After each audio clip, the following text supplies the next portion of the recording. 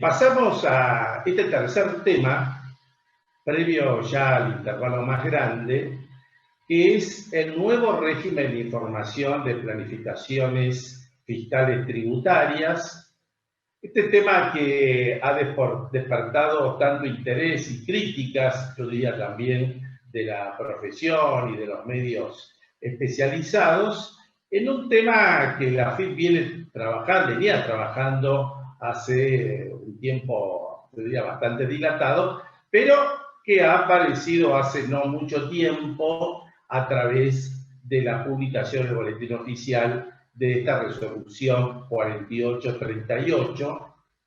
Quizás acá aparece la primera crítica, si la resolución general es el medio legal adecuado para esta norma o si se debía recurrir a una norma legal. Nosotros coincidimos con que no es el medio apropiado y la fundamentación que da la resolución en base al artículo 35, que son las facultades de verificación y fiscalización, no resultan suficientes. Yo diría más aún y sobre todo cuando las normas están avanzando sobre el tema del secreto profesional y entonces obviamente esto no tiene que ver con ese artículo 35 de la ley de procedimiento. Bueno, vamos a empezar con el marco global del tema.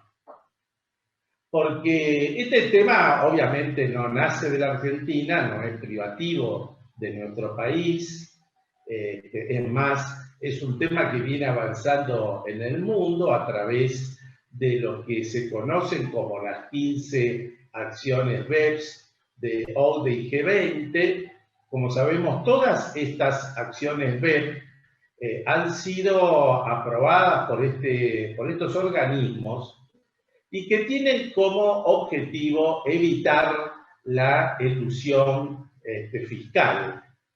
Dentro de esas 15 acciones tenemos una que es la 12 BEPS, donde aparece justamente el tema de los reportes de los mecanismos de planificaciones fiscales. Acá para nosotros es muy importante como antecedente el informe OCDE del 2013 y el informe final del 2015, donde aparece los lineamientos generales de este tema aplicados en la Unión Europea. Y esto dio origen a lo que se llama la DAC 12, que es justamente la norma que se empieza a aplicar en Europa Central. Esto es a partir de junio del 2018, que se ha visto diferido como consecuencia de la pandemia y que requiere en todos los países el dictado de las normas legales correspondientes. Decimos sexta modificación de la DAC 12 porque en realidad hubo 5 versiones anteriores y esto para también ver la dificultad que este tema ha tenido en Europa. En realidad estamos ante un sistema de inteligencia fiscal y este sistema de inteligencia fiscal apunta a la alerta temprana, de la información que debe contribuir los responsables, los sujetos correspondientes, diríamos en alguna forma similar a lo que pasa con el tema de prevención de lavado de dinero. Nosotros obviamente partimos aquí de lo que es la planificación fiscal. Y en el mundo cuando se habla de planificación fiscal aparecen dos términos claves que es la elusión y la evasión. En nuestro país el tema de la elusión prácticamente no ha tenido cabida. Por supuesto que a esto tendríamos que agregarle un tercer aspecto, que es lo que se conoce internacionalmente como la economía de opción. Esto es un derecho que tienen los contribuyentes para aplicar las normas legales dentro del marco legal que implique un razonable ingreso del impuesto. Pero cuando esto lo estamos hablando en el mercado internacional, tenemos que la elusión es una forma de mitigar la obligación tributaria que podría generar una planificación fiscal agresiva. En el caso de la evasión, estamos claramente ante una conducta delictiva. Y entonces acá, en teoría, se chocan la elusión y la evasión cuando estamos en elusión, en una planificación fiscal agresiva, y la evasión ante un ilícito. Internacionalmente, cuando hablamos de la planificación fiscal agresiva, nos estamos refiriendo a un abuso del espíritu de la norma que contraviene la exégesis normativa. Planificación fiscal, bueno, hoy también Juan Carlos habló en una parte de planificación fiscal en explotaciones ganaderas. En realidad, la planificación son estrategias, son mecanismos de estrategia que aplica el contribuyente, como decíamos, con el objetivo de reducir, eliminar o diferir las cargas tributarias dentro de los límites legales. Y por lo tanto, si tendríamos que preguntarnos en qué consiste la planificación fiscal, es justamente eso, es un proceso preventivo en el cual se analizan actividades, se analiza la estructura empresarial, buscando conseguir una eficiencia contable, operativa y tributaria. Y la tercera pregunta que nos hacemos, ¿es un derecho la planificación fiscal? Sí, obviamente que sí.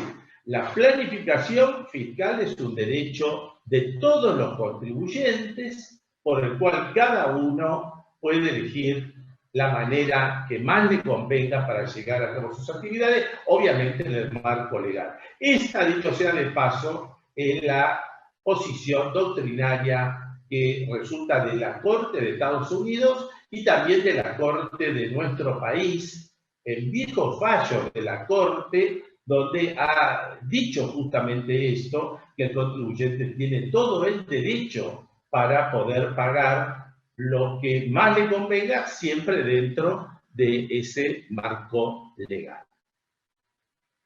Cuando nosotros estamos hablando de este reporte de mecanismos fiscales, ¿qué objetivos tenemos? En primer lugar, es obtener una información temprana, obviamente para el fisco, sobre las estructuras fiscales que potencialmente pueden ser agresivas o abusivas. Esto es una evaluación de los riesgos fiscales.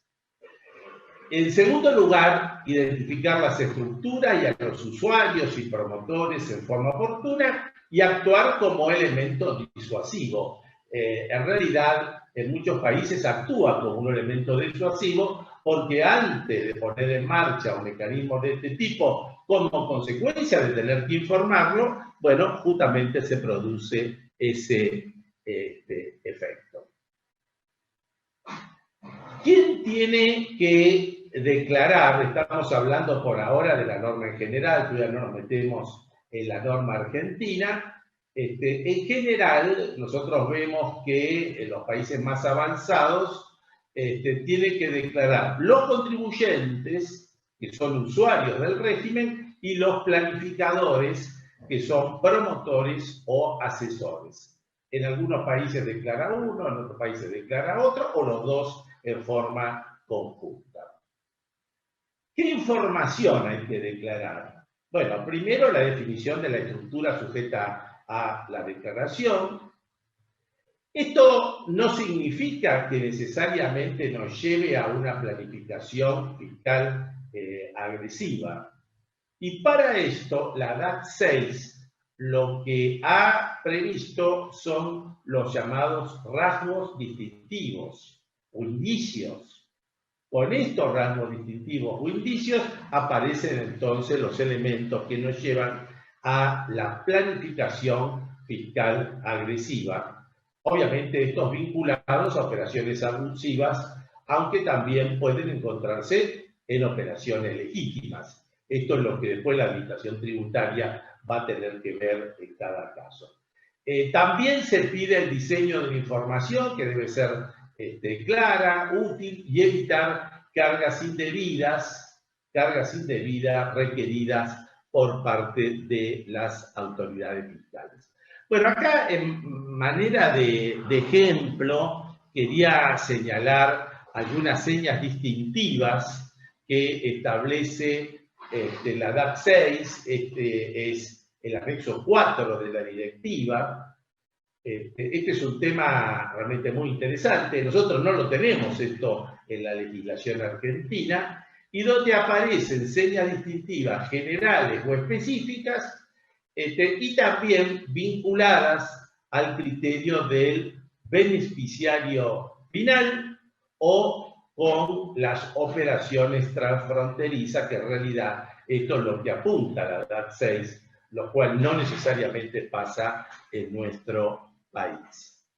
Fíjense algunos de los elementos, por eso que estas señas distintivas, que por algún lado fue apoyado por el hecho de que es una muestra que está dando la Administración Tributaria, por el otro lado fue criticada por los contribuyentes justamente por algunos conceptos. Ejemplo, la cláusula de confidencialidad para el contribuyente o participante. Si hay una cláusula de confidencialidad que en materia fiscal liga al contribuyente con los participantes, esto es una seña distintiva, es decir, es una alerta que va a ser tenido como tal por la Administración Tributaria. No vamos a ver todo, pero vamos a ver el segundo. El tema de los honorarios profesionales variables en función del importe del beneficio fiscal. Este indicio de que las partes hayan pautado un honorario y ese honorario sea variable y lo sea en función del beneficio fiscal que en definitiva tenga la empresa, es otra seña distintiva adoptado en la DAT 6. Bueno, con esta rápida introducción quisimos hacer un marco para ver que en realidad en la Argentina estamos utilizando ese marco internacional. Vamos a los fundamentos de la resolución 4838, donde la propia Administración Tributaria dice cuáles son estos fundamentos para este reporte de los mecanismos fiscales.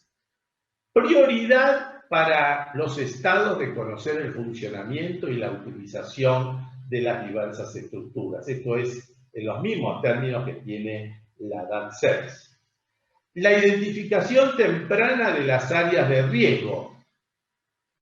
Pese a la gran cantidad de información que tiene la Administración Tributaria, todavía la Administración Tributaria requiere más.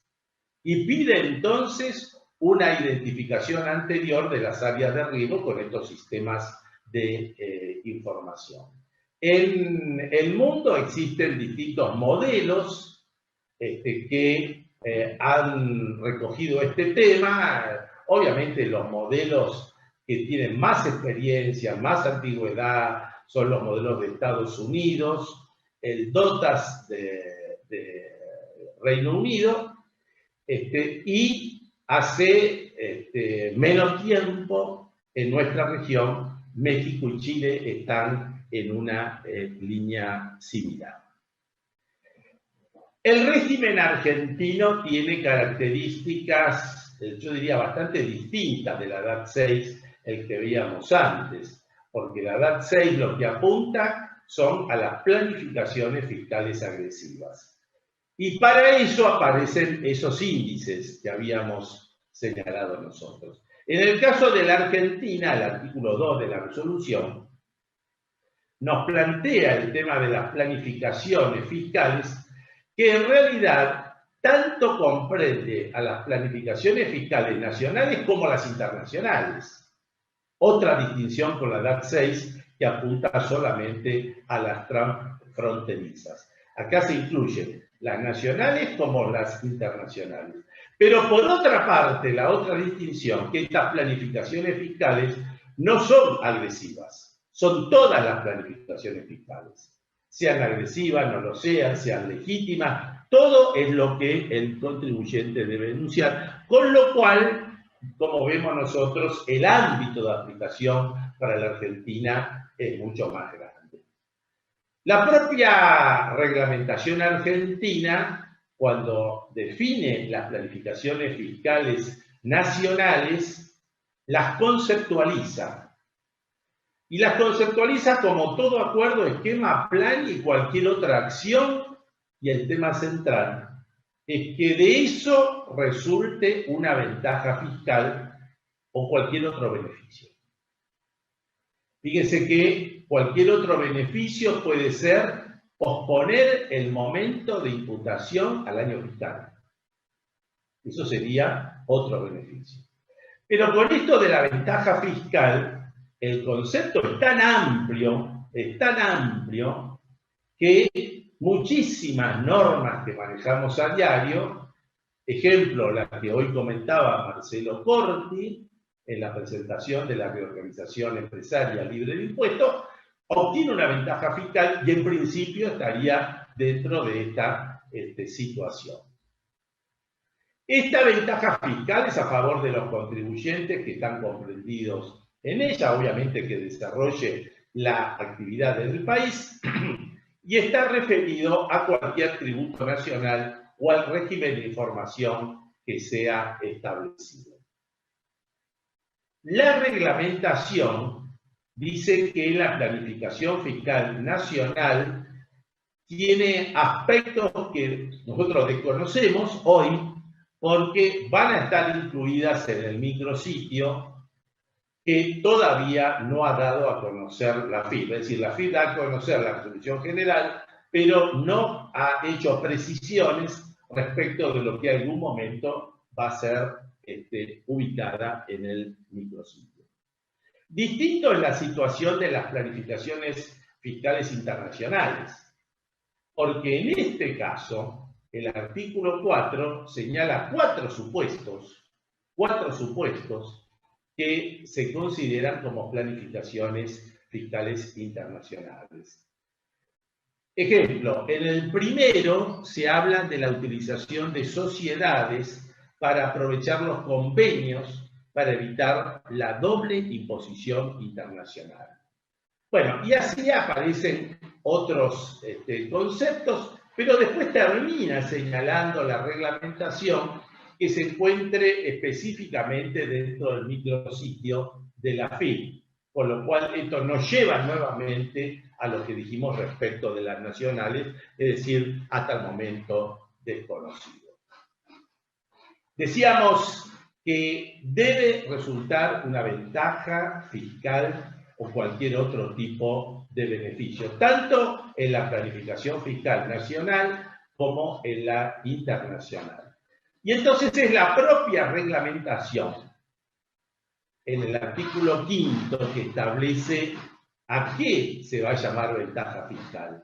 Por un lado habla de cualquier disminución en la materia imponible, en la base imponible de los contribuyentes o de los sujetos vinculados de forma directa o indirecta, o la falta de declaración jurada por parte de los contribuyentes en los regímenes de información establecidos por la FIP. Con esta definición también sigue siendo muy amplio el concepto de lo que es ventaja fiscal.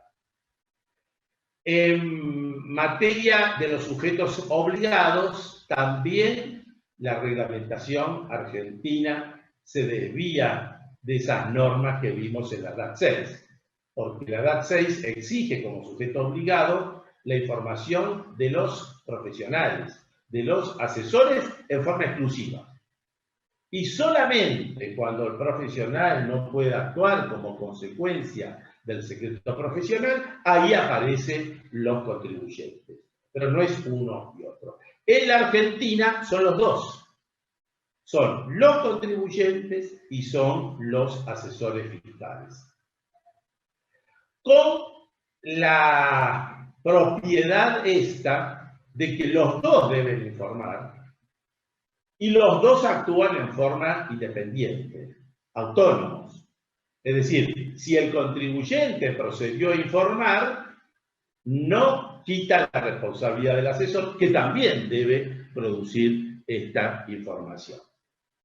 En el caso de los contribuyentes, dice el artículo 6º de la reglamentación, que lo va a hacer cuando participen en una planificación fiscal que está comprendida en esta resolución. Y en el caso de los asesores fiscales, ¿a qué se llama asesores fiscales? A las personas humanas o personas jurídicas o demás entidades, no interesa aquí el rol jurídico que han tomado, pero sí el hecho que hayan intervenido de las formas que establece la resolución, que es ayudar, asistir, aconsejar, asesorar, opinar sobre cualquiera de estos mecanismos. Pero la reglamentación tiene un aspecto que hace cerrar todo este tema respecto de la obligación de los asesores fiscales, que es que a pesar de haber intervenido de toda esta manera, se requiere que participen en la implementación de la planificación fiscal. Si un profesional asesora desde este punto de vista a un contribuyente, pero después no interviene ni en forma directa ni en forma indirecta, este es otro tema que también queda sujeto a una interpretación posterior, ese asesor no está obligado porque no ha participado. Fíjense que acá el concepto de asesor es amplísimo. Puede ser contador, puede ser abogado, puede ser aquellos promotores que no son ni contadores ni abogados que se dedican a hacer este tipo de planificaciones, y pueden ser prácticos que sin ser profesionales también se dedican a la materia tributaria. O sea que esto es realmente amplísimo. ¿Y qué ocurre cuando ese asesor ha hecho una planificación fiscal en el exterior? Por ejemplo, ha planificado actividades con Irlanda.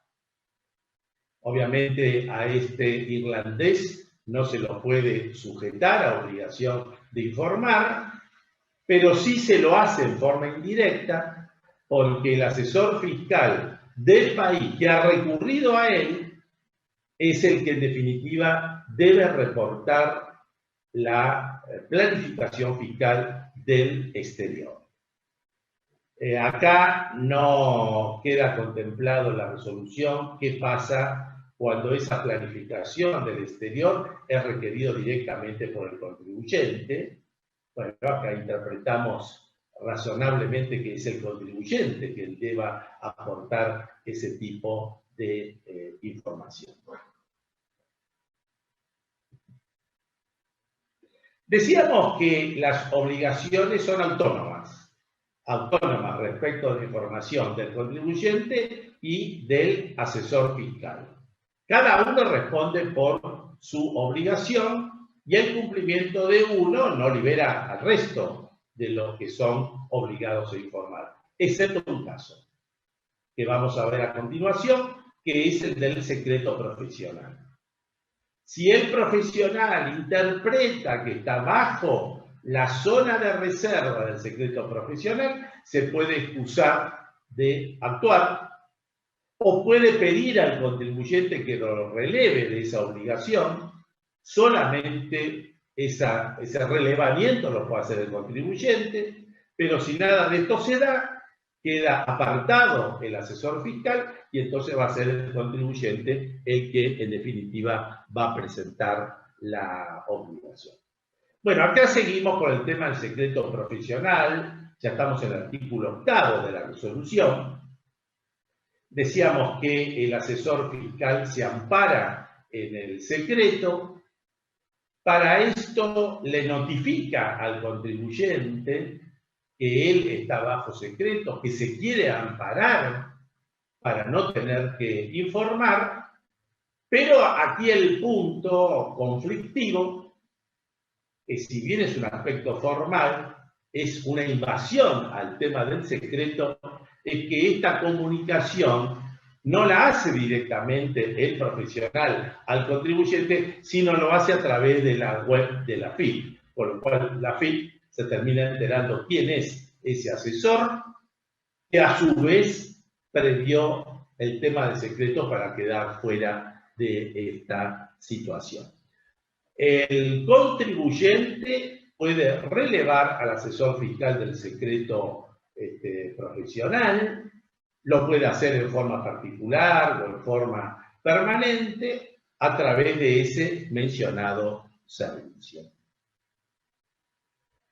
Vamos a repasar un poco el tema del secreto profesional y lo vamos a hacer desde el punto de vista de los colegas nuestros.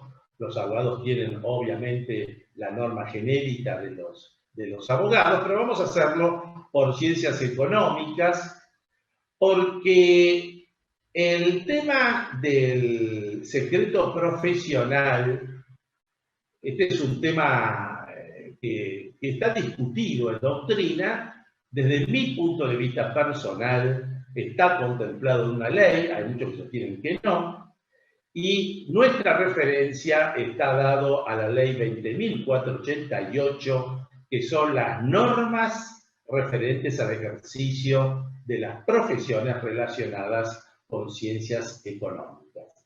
Y precisamente en esta norma, en el artículo 21e, dice la ley de cuidar que se cumplan los principios de ética que rigen el ejercicio profesional. Acá aparece el tema del secreto, y esto a través de los códigos de ética profesional que cada consejo profesional tiene desarrollado, ¿no? La ciudad de Buenos Aires tiene su código de ética, lo tiene la provincia de Buenos Aires, lo tiene Salta, cada uno tiene su código de ética. Y hay también un código de ética unificado de la Federación, donde se define la ética profesional a través de este código unificado, si queremos tener una referencia. Si pasamos a la ciudad de Buenos Aires, la ciudad de Buenos Aires tiene contemplado el secreto en el código de ética, y lo hace a través de dos normas, que son los artículos 19 y 20. El artículo 19 dice que los profesionales están obligados a guardar secreto de la totalidad de las informaciones de sus clientes o empleadores. Ojo con esto, el secreto profesional también se aplica al profesional en ciencias económicas que está en relación de dependencia, adquiridas en el desempeño de su actividad específica, salvo la autorización fehaciente del interesado. Este es el artículo 19 del Código de Ética, que tiene una serie de normas reglamentarias. Entre las normas reglamentarias más importantes señalamos tres. Primero, es un deber y un derecho el secreto profesional. Ejercido independientemente o como integrante de una asociación profesional, de un estudio o en relación de dependencia, y también asiste a los colaboradores. Todo esto es lo que dice la reglamentación del Consejo de Ciencias Económicas de la Ciudad de Buenos Aires. Y hace a todos los servicios profesionales con incumbencia profesional, es decir, incluye entre otros a la consultoría impositiva, a la liquidación y tercerización de impuestos y a todo aquello que tenga intervención el profesional. El otro artículo que decíamos había dos, el otro es el de la revelación del secreto profesional, es el artículo 20 del Código, que dice que los profesionales están relevados de la obligación de guardar secreto profesional cuando imprescindiblemente deban revelar su conocimiento, pero para defensa propia, para defensa personal, en la medida que la información que proporcione sea insustituible. Acá sí lo puede utilizar. Y acá también aparecen normas reglamentarias del Consejo. Por ejemplo, que las disposiciones legales permitan su revelación profesional, esto relevado por el cliente, o que sea requerido por organismo de organización profesional o regulador para la protección de los intereses profesionales en cumplimiento de las normas técnicas exigidas por la profesión. Quiero recordar que la violación de los secretos de la privacidad está contemplada por el Código Penal en el artículo 156 como un delito que dice que será reprimido con una multa de 1.500 pesos a 90.000, inhabilitación especial y en su caso por 6 meses a 3 años de prisión, el que teniendo noticia en razón de su estado, oficio, empleo, profesión o arte de un secreto cuya divulgación pueda causar daño y entonces lo releva acá sin justa causa. La resolución también contempla los plazos para informar. Los plazos para informar depende del tipo de planificación. Si la planificación es nacional, tenemos hasta el último día del mes siguiente del periodo fiscal en que se implementa la planificación fiscal. O sea, acá nuevamente vamos a la implementación. Si hay un diseño de planificación no implementado, nada tenemos que informar, requiere la implementación. Por lo tanto, si cerramos balance el 31 de diciembre, 31 de enero sería el plazo para producir esta información. En las internacionales el tema es distinto porque la información debe hacerse dentro de los 10 días de comenzado la implementación. Por supuesto que acá, nuevo tema gris. ¿Qué significa comenzar la implementación? Este es un tema gris que tampoco ha quedado resuelto en la reglamentación. Vemos cuántos temas grises existen.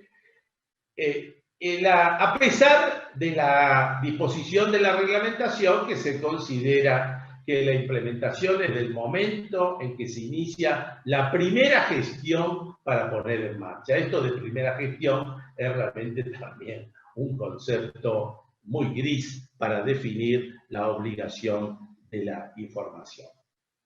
Pero además de esa información que es futura, tenemos informaciones pasadas, o sea, la aplicación retroactiva de la norma.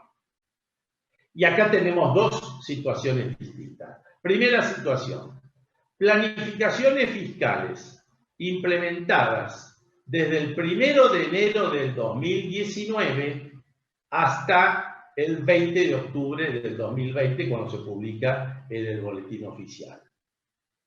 Esta información debe ser suministrada a la administración tributaria. Lo mismo que las planificaciones fiscales iniciadas aún antes del 1 de enero del 2019, pero en este caso en la medida que se mantenga vigente esa planificación. En ambos casos, totalmente distintos, la información que va a ser la primera información posiblemente, se va a presentar el 29 de enero del año 2021. Creo que hasta la fecha no se ha tenido suficiente tino para elegir una fecha mejor para suministrar esta información. ¿Cuáles son las características de la información requerida que establece la Administración Tributaria? Que la información sea exhaustiva, con lenguaje claro y preciso. Qué importante sería que esto lo aplique la propia Administración Tributaria cuando legisla o define criterios, ¿no? Que dé una información exhaustiva, que el lenguaje sea claro y preciso cuando interpreta una norma o lo reglamenta. Se pide esto al contribuyente y no es el testimonio que justamente da la Administración Tributaria.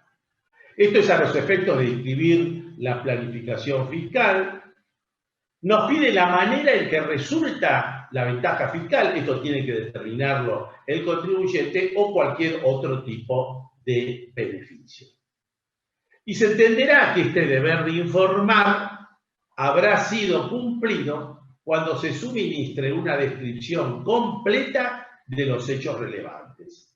Yo este tema lo quiero destacar fundamentalmente porque después viene el tema de las sanciones por el incumplimiento.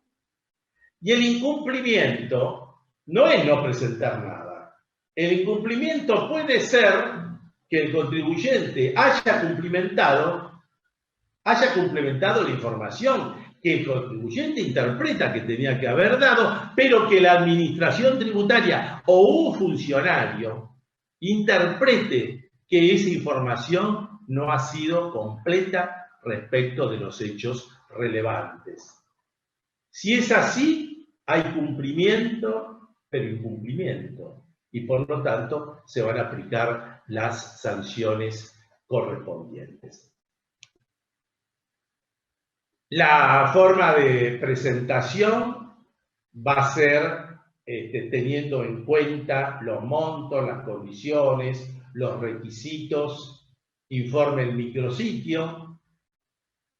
Esto tampoco lo conocemos, hoy tampoco lo conocemos, con lo cual no sabemos si una pyme, por ejemplo, estaría comprendida en el régimen, o si algunas pymes van a ser excluidas como consecuencia de los montos o de las condiciones. Y después, bueno, la presentación que deben hacer los contribuyentes. ¿Cuáles son los efectos del incumplimiento? Y acá vuelvo otra vez con el tema. El incumplimiento es no presentar la planificación o presentarla incompleta según el criterio de la AFIP. Bueno, uno de los efectos que va a tener es que este cumplimiento, esta obligación que se exige, es un requisito para tramitar distintas solicitudes. Es decir, si el contribuyente quiere incorporar o quiere permanecer en los distintos registros fiscales implementados por la AFIP, o tiene que obtener certificado de crédito fiscal por su tema tributario, o necesita de las constancias. Fíjense, la constancia de la situación impositiva y previsional. Acá está el tema de la CUI. Entre otras solicitudes, en realidad menciona esto, pero puede ser cualquier otra. Entonces, en estos casos es un requisito. Si el contribuyente no cumple con este requisito, obviamente va a tener problema con todas estas tramitaciones. Y en el caso particular del CIPER, el incumplimiento será pasible de encuadramiento en la categoría creciente del riesgo para ser fiscalizado según el CIPER. Justamente el tema de sanciones, hay varias disposiciones acá que están mencionadas en el artículo 14 y 15. Por un lado, es considerado un agravante en los términos de la ley de procedimiento. Se aplican las acciones como infracción de tipo formal que tiene la ley de procedimiento y además la promoción de actuaciones ante las autoridades administrativas o judiciales que va a estar a cargo de la AFIP. En materia de las disposiciones generales respecto del cumplimiento del deber de información, tenemos este aspecto. Una vez que el contribuyente presenta la información, esa información no va a implicar ni la aceptación ni el rechazo expreso o implícito de lo que ha presentado. Obviamente esto va a ser analizado por los funcionarios de la AFIP para llegar a la conclusión si esa planificación fiscal es lícita o si es una planificación agresiva o nociva. Los datos relativos a la planificación van a ser recabados por la resolución general y podrán ser objeto del intercambio con las jurisdicciones con las cuales el país tenga vigente los instrumentos para el intercambio de información. Otro aspecto realmente importante. Bueno, aquí entonces cerramos este tema, la presentación de este tema novedoso, que como ustedes pueden ver, en muchos casos dicta mucho de lo que ha sido la normativa europea, pero a su vez que en muchos casos nos quedamos sin saber efectivamente de lo que se trata por las normas que están faltando por parte de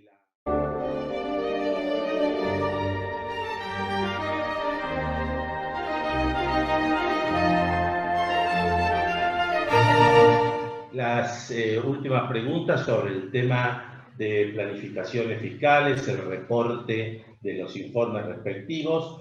Hay una primera pregunta que está referido a quienes han organizado TRAS irrevocables, y estos TRAS irrevocables forman parte de las planificaciones fiscales a informar.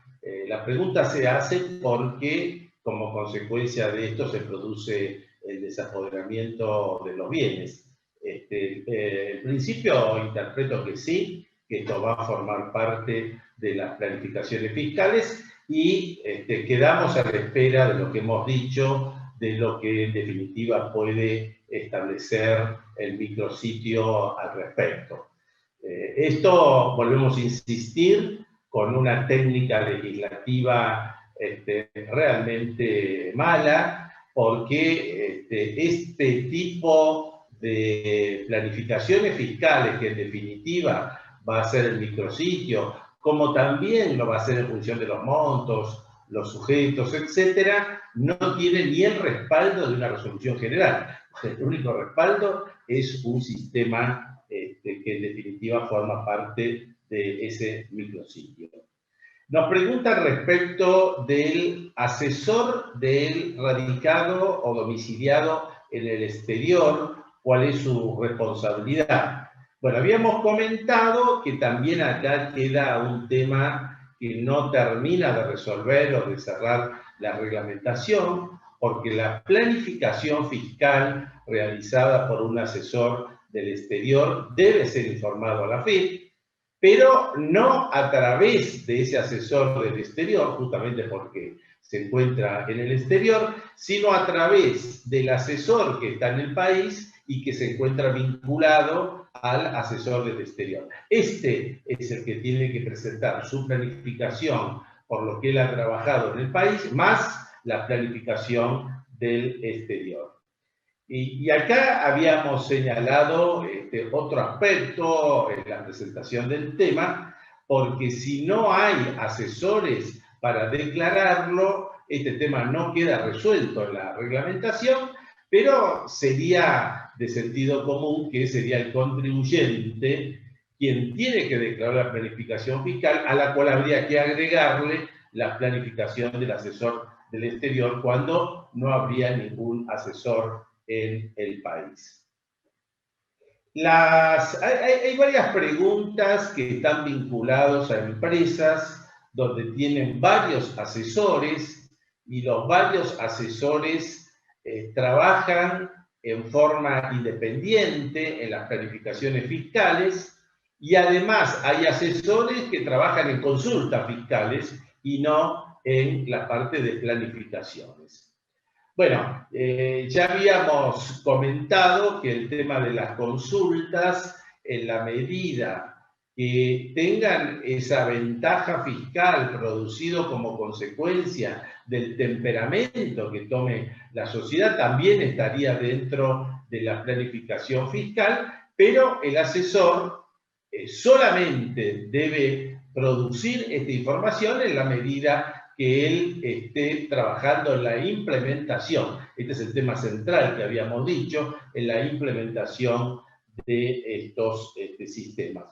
Por otra parte, de haber varios asesores, nos podemos encontrar con que algunos sigan presentando la información o la presenten y otros no, en función del secreto profesional al cual también hemos hecho mención.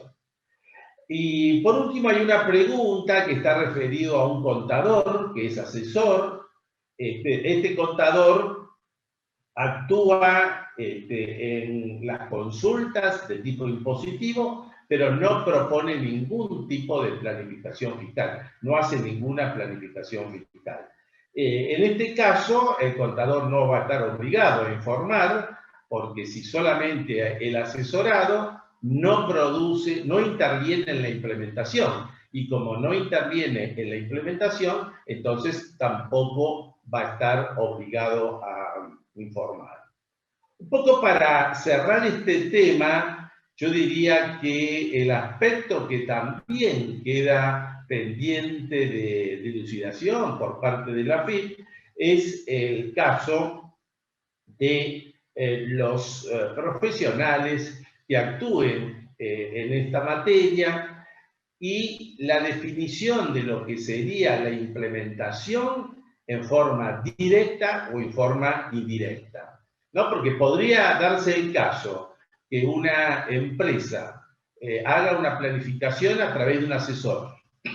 El asesor en general no termine haciendo la implementación, pero la implementación termine haciendo los asesores internos, los que están en relación de dependencia. Y ahí entonces queda por solucionar el problema, que en forma abstracta está dicha la resolución, que es en forma directa o indirecta. Esa implementación se considera indirecta y por lo tanto el asesor va a estar obligado a informar. Ese es otro aspecto que también queda para resolver en, me imagino, que presentaciones posteriores.